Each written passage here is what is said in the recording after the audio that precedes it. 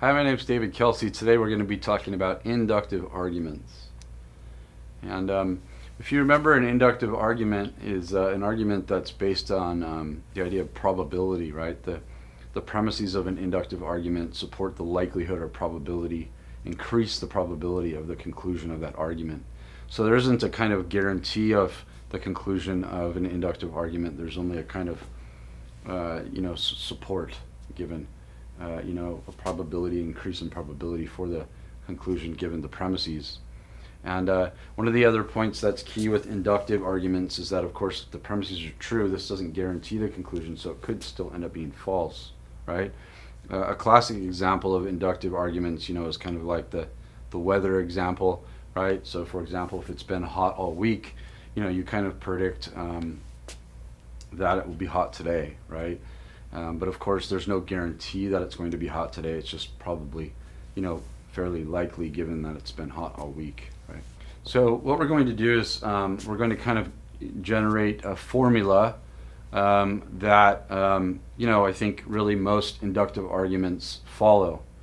And the formula sort of picks out the specific parts of an inductive argument, and it kind of gives inductive arguments a bit of structure, something for us to look for as far as inductive arguments, to kind of evaluate them and to organize them and so on, right? So the way the formula will run, it says something x and some other thing y have some relevant similarities, but x has some further property or feature p, so therefore the conclusion of our argument then is that y will also have that property p. And the idea is that y will have the p because x has this property p, and x and y are similar, right? So our first example that we'll look at, which applies, which we will see sort of the application of our formula to, is the Harley example. So it says, some of my friends' Harley Davidson motorcycles are new, are taken care of and well maintained, and are of a particular make and model. Okay, so notice here this is about motorcycles, right? And the idea with this argument is you imagine that some of your friends, some of your buddies have motorcycles that are similar to yours, right? And so you're trying to make an argument about how yours might be like theirs, right? So then the next step in the argument, it says my Harley is like this also. So you have to imagine that your Harley is pretty similar to theirs as far as maintenance and so on, right? Then the next step, the third point, the argument, it says the other Harleys also leak oil though. And so then we draw the conclusion that because those Harleys leak oil and mine is like those, right? Then of course I infer that my Harley will also leak oil, right? The next example that we're going to look at here is called the banging the gate shut example.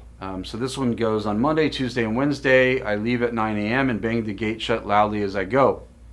Right? And of course on Thursday I'm going to do the same thing. But on Monday, Tuesday, and Wednesday the dog barked loudly at me as I left. And so I predict that on tomorrow, Thursday, the dog will also bark loudly at me as I leave. Okay? The last example we'll work with then is the peaches example. So the peaches I bought at the market were all sitting in a particular crate, like in the grocery store, right? They're all in the same spot. They all looked about the same age and ripeness and so on. So you imagine that you bought, like 4 or 5 peaches, right, from this big, container at the store, right? Then of course, the second point, right, you kind of reason that, well, look, every peach at the market, all of those in the crate look roughly like mine do, right? They're all about the same age and about the same ripeness. Now you notice that when you buy yours and you bring them home, say those 4 or 5 that you bought, that they're all overripe and mushy peaches, right? So then you infer that all of the peaches at the market, right, the entire crate of peaches at the market are bad, overripe, mushy peaches. Okay? So far really what we have then is these 3 examples, right? We have the Harley example, the banging the gate shut example, and the peaches example.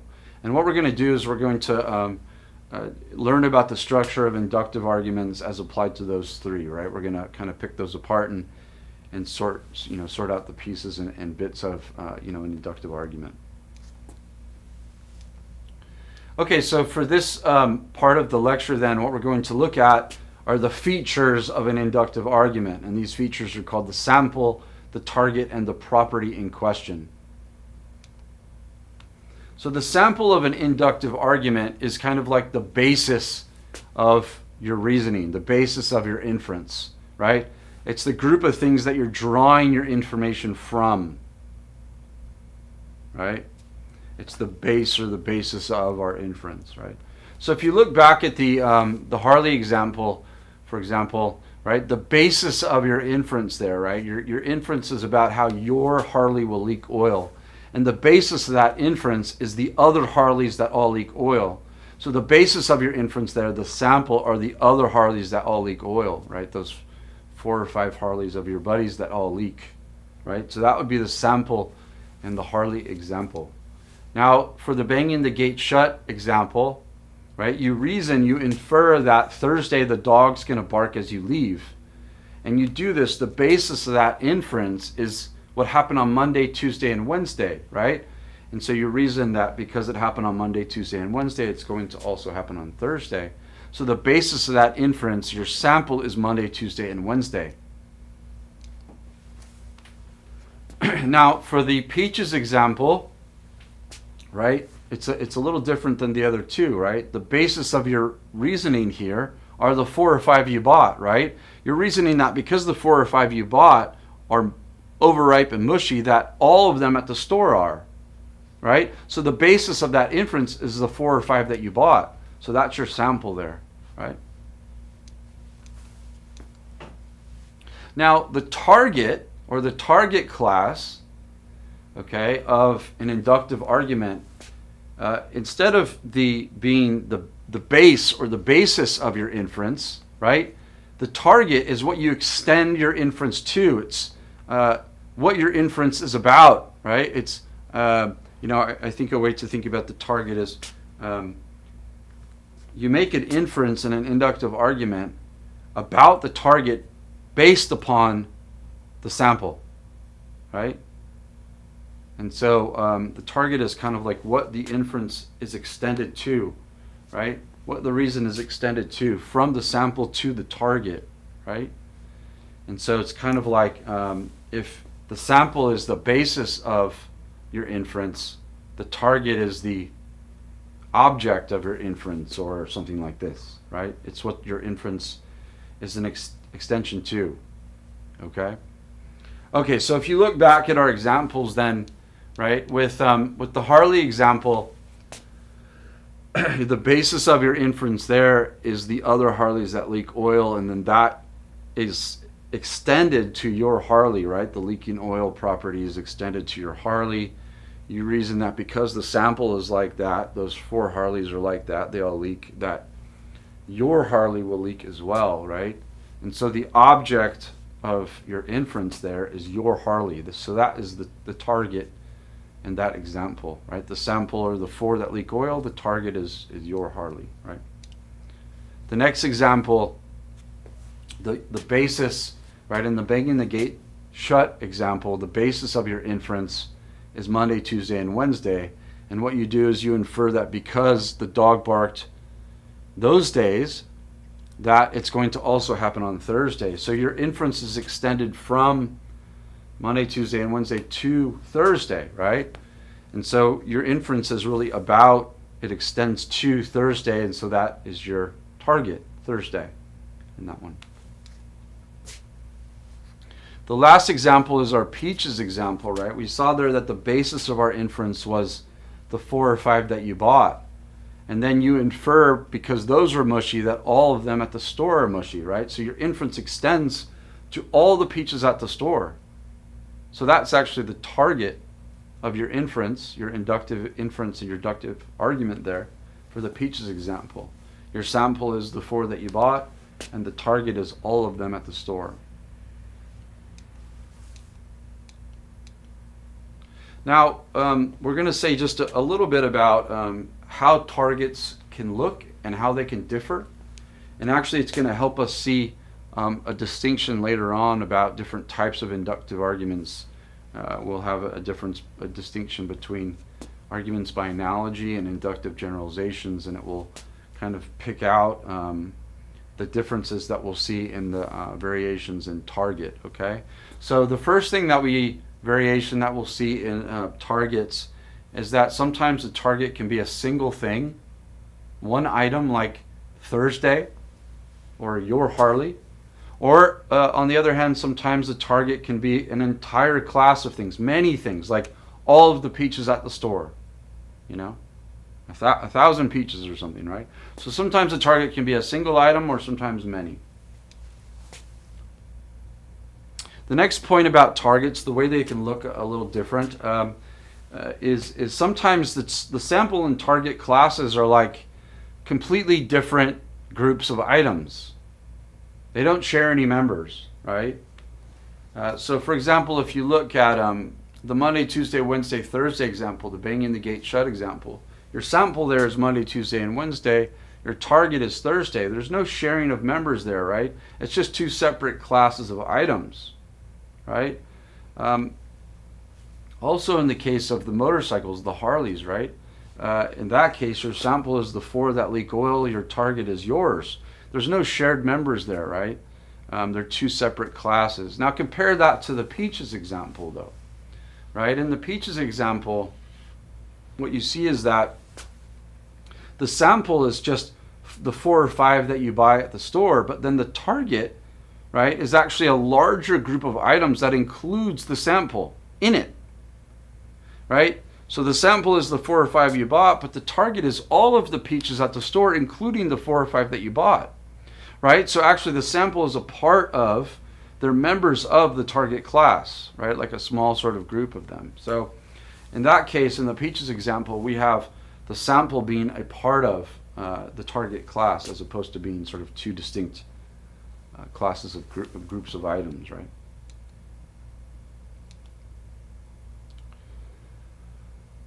Okay, so then before we get on to the two types of inductive arguments that we'll talk about, which are generalizations and analogies, there's one more last piece of inductive arguments that we'll look at, and this is called the property or feature in question.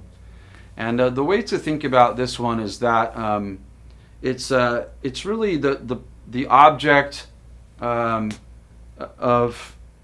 the inference made in an inductive argument, right? And so the property or feature in question is always going to be possessed or had by the sample, and because of that, we infer that the target will also have that property or feature in question. And so the inference made from sample to target is really because the sample has the property in question, so too will the target class, right? And so that is that's what we call the property or feature in question.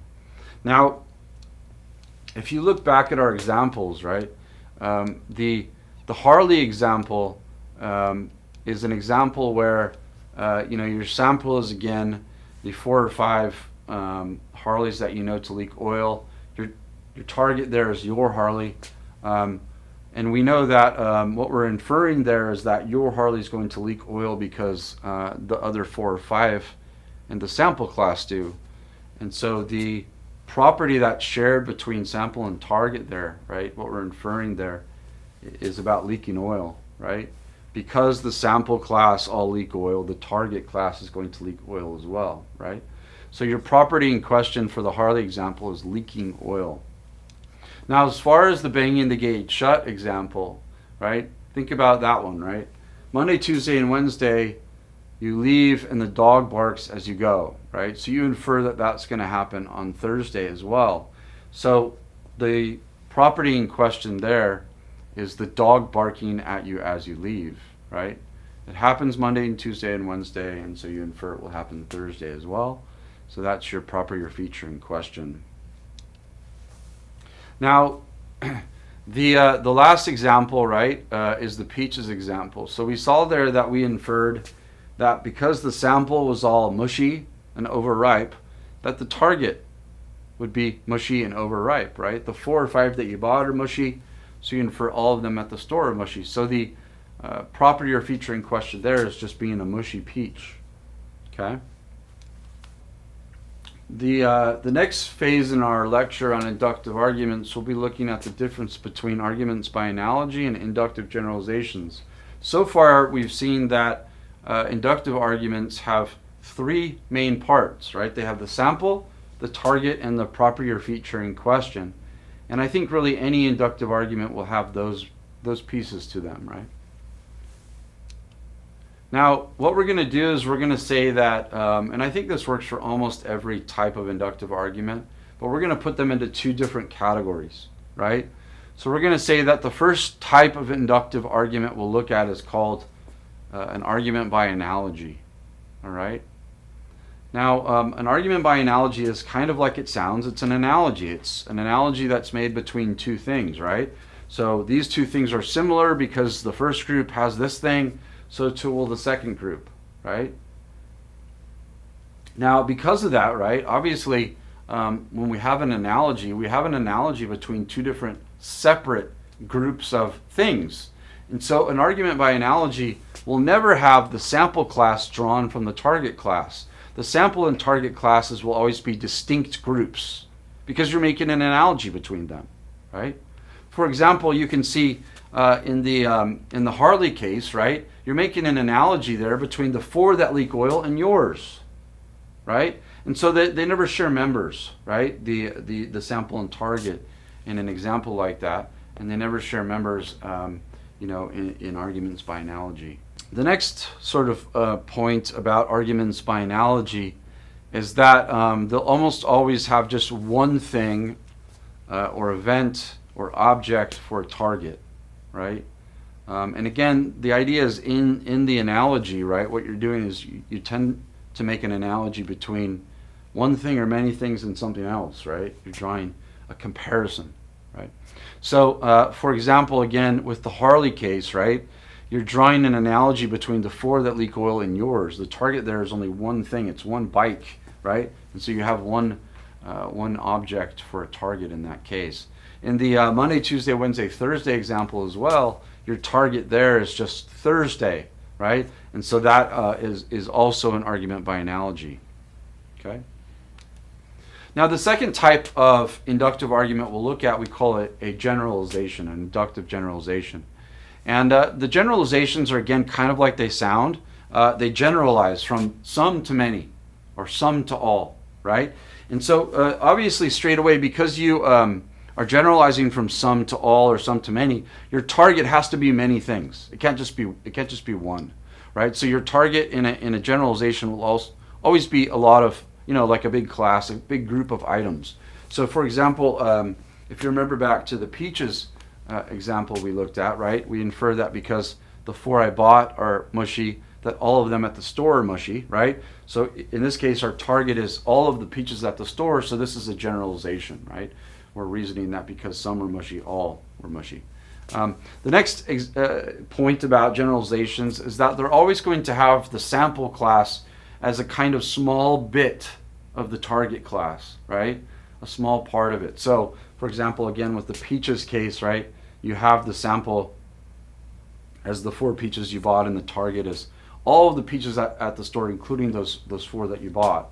So the sample is really just a small bit of the target class. So you'll always have that with generalizations as well. And again, that's because generalizations, the nature of them is to go from some to all or some to many, right? Okay, so the way that we're going to finish this lecture then is we're just going to talk about the difference between good inductive reasoning and bad inductive reasoning. And really the first point is what we would call the representativeness principle, right? And the idea here is that what we want is when we make a strong inductive argument is we want the sample and target, right? The sample and target to be very similar. In fact, what we say is that we want the sample to represent the target class, right? And the idea is that the more similar the sample class is to the target, the stronger our argument will be, right? But the key is that what we want is that sample class to be similar in the right kind of ways to the target class, right? And what we mean by that is we want the sample to be similar in ways that are relevant to the property in question, to the property or feature in question. We want the sample and target to be similar in respects that are relevant to the property or feature in question. So for example, here's what I mean, right? Take the Harley case, right? In the Harley case, you reason that because the 4 other bikes that you know, that your buddies have that are like yours, all leak oil, that yours will as well, right? Now in this case, it's not a very good argument, right? For example, if those other bikes are really, really different from yours, right? And it also doesn't really matter if those other bikes are similar to your bike in something that isn't relevant to whether or not a motorcycle will leak oil. You know, for example, if the other 4 bikes all had the same color, right? Say they were all black, right? That has nothing to do with whether or not a motorcycle is going to leak oil. So that is a similarity that's not relevant here, and it's not relevant to whether or not a motorcycle will leak oil. And so it's not really going to impact the strength of that kind of argument. On the other hand, if you were making the argument about the oil leak and the other bikes that leaked oil were just like yours in the sense that they were made, you know, at maybe the same year, in the same sort of manufacturing plant, for example. They all had a very similar type of engine, right? Same size and stuff, right? They all were driven very similarly, right? And maintained the same, right? Very, very regular maintenance and all that. Then, you know, that's a fairly strong argument for the fact that your bike may leak oil just like theirs, right? So the more similar the bikes are in respect to things that might cause a bike to leak oil, the stronger your argument is going to be. That's the idea. Okay. Now we do say that when we do have a sample that's very representative of the target class, when it's very similar, right, in ways that are relevant to the property in question, that's what we call a representative sample. So a representative sample is essentially a sample that is extremely similar to the target in the right kind of ways, right? And that's the kind of argument that we want to make. We want samples that are representative of the target. We call on the other hand, we call a sample that's kind of like dissimilar, right? Has kind of relevant dissimilarities to the target class. We call that a biased sample. So a biased sample is kind of a skewed one, right? Where the sample doesn't really resemble the target class well enough, right? And of course, inductive arguments that have biased samples are weak, right? The way we'll end the lecture today is just with a quick discussion about the types of some of the types of mistakes you can make in inductive reasoning. So really the main one I want to focus on here is the idea of a hasty conclusion. So a lot of times I think one of the mistakes we see is that someone can make an inductive inference and an inductive argument with just very little evidence, you know? So for example, if my one buddy has a Harley that's similar to mine and his leaks oil, so I infer that mine's going to as well, that's just really not enough information to make an inference about whether my bike's going to leak oil or not, right? It's just one other bike like mine, right? And so that's what we would call a hasty conclusion. When you sort of jump the gun, you jump to the conclusion without really enough evidence, that's a mistake, you know, of course, right? So, okay, well, I hope you enjoyed the lesson today, and I really appreciate your watching, and we'll see you next time. Thanks so much.